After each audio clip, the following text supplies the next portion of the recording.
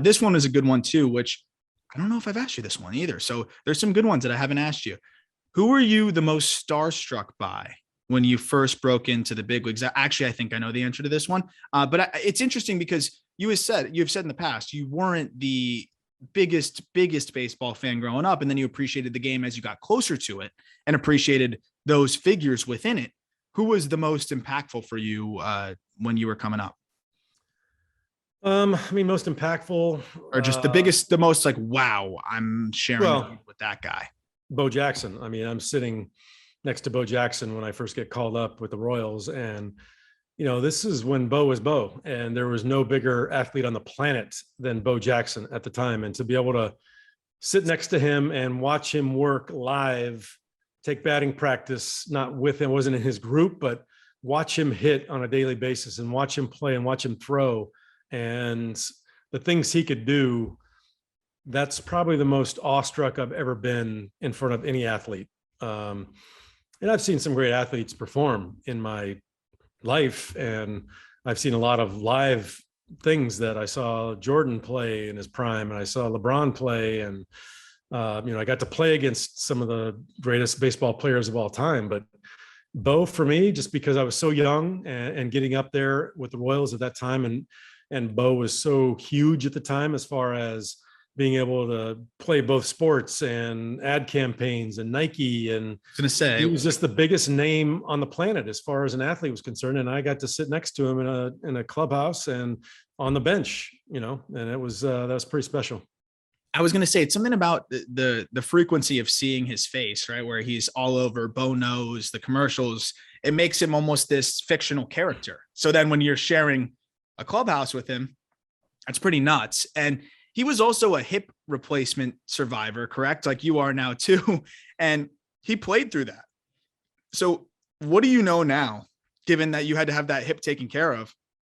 How hard would it be to play through a hip situation like that? Did he get it? He got it replaced while he was playing, right? Or before his career was over? It was replaced. Yeah. He had a necrotic hip injury because of that tackle that he was tackled on from behind. And I think literally that the hip got jammed in there so bad that it killed all the blood supply to the head of the femur, and they had to chop it off and replace it. So, even Bo with a replaced hip was probably faster than 90% of the guys in the league. It was crazy. But he did it quickly. He came back really quickly from it. It's been 3 years since mine, and I play tennis and I don't really notice it anymore. So I think back now where I am at this point, I'm thinking, yeah, I could go play baseball right now. But right after I had it, thinking about rehabbing and getting right back on a baseball field, I couldn't have imagined doing that at that point.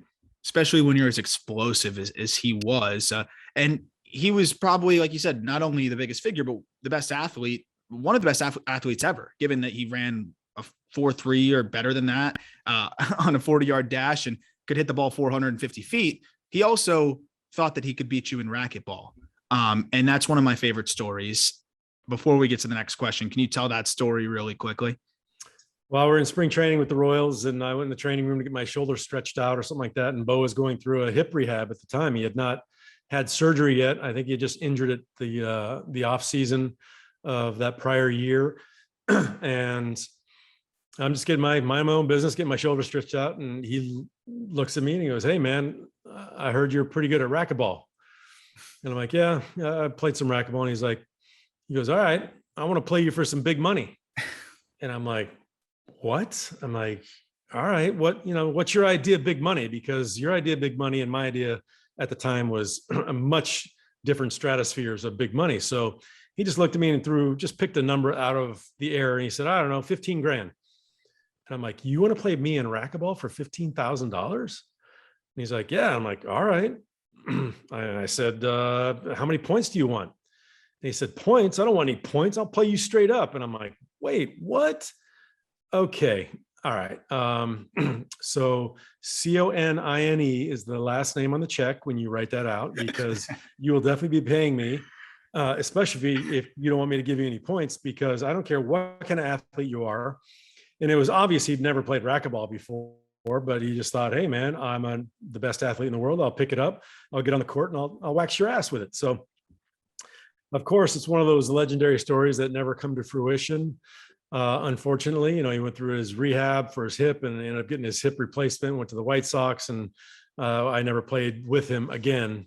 So it was an unfortunate that one of those awesome stories never actually happened, but it was proposed. And I asked him, hey man, I was sponsored by Echelon at the time, this racquetball company. I said, hey, you want me to get you a racket? And he goes, I don't want your racket. I'll get my own racket. I'll get it from Wilson or whatever. And Wilson at the time did not make rackets. So I'm like, all right, I really know that he does not know what he's doing on the racquetball court. So I was like drooling, thinking at the prospect of getting Bo Jackson on a racquetball court and actually being able to play him. But unfortunately, it never happened. And I don't really ever hear you say you would win or really be boastful at all. But what would the score have been? 0. He would not have scored a point. Yeah. And like for you to say that, I would be willing to wager $15,000, and I don't even have that. So that's how difficult it is to be able to play a sport like that you haven't played, right? Like that. Well, you were playing at an Olympic level. Everyone's played racquetball, and you play with your buddies and you bang the ball around. It's great exercise. You get out there, you have a great time, but nobody's really seen pro racquetball played. So when you think about the speed of the ball in that tiny little courts, 40 by 20, at the time, my forehand was clocked at 165 miles an hour. So when you haven't seen something go at you that fast in that short a time, reaction time, it's just something you're not used to. And just the sheer speed of the ball traveling that fast is worth 21 points. I totally agree. And even something like ping pong, you look at the Olympians in ping pong. I think I'm pretty darn good at ping pong. We play at your house all the time. I mop the floor with Griffin. You would not. I wouldn't score a point. 1 point off them. Not one. Not one. And I know it. And I think that ping pong's probably my best. It might be my best thing on this planet. It might be. And I'd get absolutely mopped. So it is crazy how that works. But that's one of my favorite stories that you have been able to tell me in the past. So I'm glad we were able to get that one out there to the listeners. But